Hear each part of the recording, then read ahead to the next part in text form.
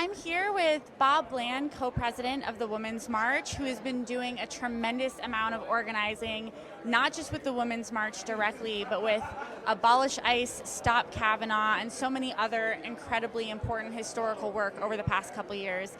Hi, Bob. Thank you so much for being here. Hi, thanks so much. So I know that you've been doing a lot of work around Close the Camps. What can you tell people about what's going on and how they can get involved? Yeah, well, I think that with the Women's March, we saw historical amounts of people mobilizing all over the nation, and it was really impressive that last night for the Lights for Liberty grassroots actions, there was over 900 distributed actions all over the country and the world. And I think what it's important for people to know, particularly first-time activists, because everyone should remember that even myself, when I started working on the Women's March, that was my first big action that I ever planned.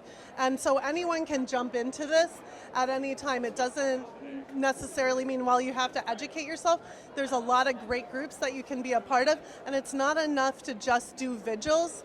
Kristen Mink, who's one of the key organizers of the Lights for Liberty, for instance, just did a Twitter thread that shows all the different ways that you can get involved besides doing vigils, and most of it is around taking direct actions to close the camps. So now you're not in this alone. There's a lot of groups that you can be a part of who are taking direct action.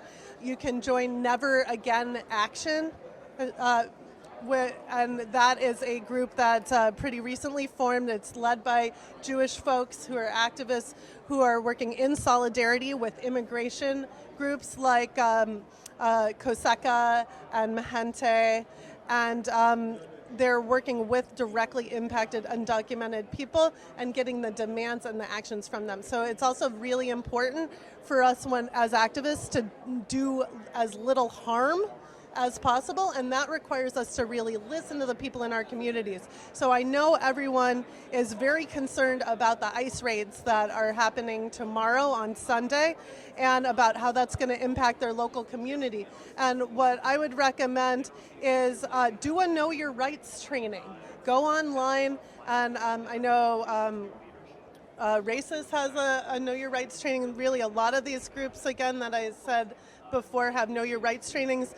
Try to understand and inform people in your community that they don't have to open the door when ICE comes. You know, make sure that any work that you're doing, any actions that you're doing, that it's available in multiple languages, that it's not just in English, because if there's something going on that it's only available in English, that means only white people are going to end up there. So make sure that you're centering the actual communities that you're trying to serve and listening to them when it comes to actions.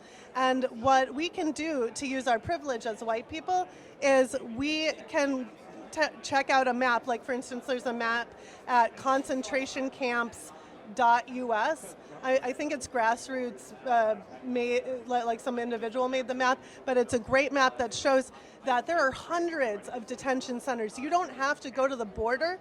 You don't have to fly somewhere that's not close to you in order to take action. You can go to a local detention camp. Honestly, it's really sad, but most Americans are only 30 to 45 minutes away from a local detention center that is detaining children, that is detaining adults, and that is doing unspeakable, dehumanizing things to these people just because they were seeking asylum or refugee status in America.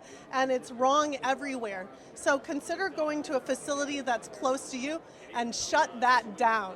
When we say close the camps, we mean all the camps, and that requires us to take direct action. So don't just sign a petition. You know, certainly give money to local immigration groups. The more local, the better to you. You know, whatever's very most close to you. Not like national organizations are great, but really try to give to the local groups because your money's going to count a lot more there. Call your politicians. All of that is great, but also consider putting your body on the line and, you know, barricading an entrance of an ICE detention center, filling the lobby of an ICE detention center and doing a sit-in. You know, these classic nonviolent techniques of civil disobedience, they have historically gotten the goods, and they will do it in this case too. We need to disrupt business as usual with ICE, with the Department of Homeland Security, and with the Center for Border Patrol. Thank you so much, Bob. I think that you just outlined basically a complete thesis for, I want to watch this 5 times now, seriously.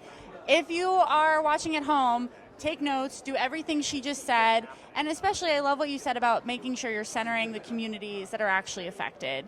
Right. Is there anything else you want to add? I would just say don't give up hope. We can change this. There is still time for us to change it, but it's a very tight window.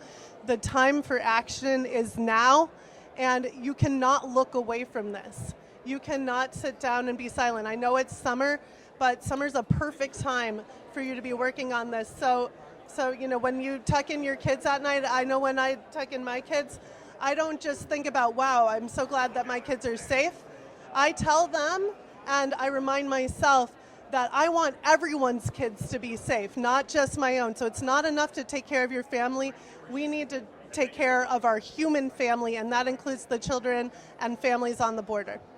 Thank you so much, Bob. I appreciate so much you being here.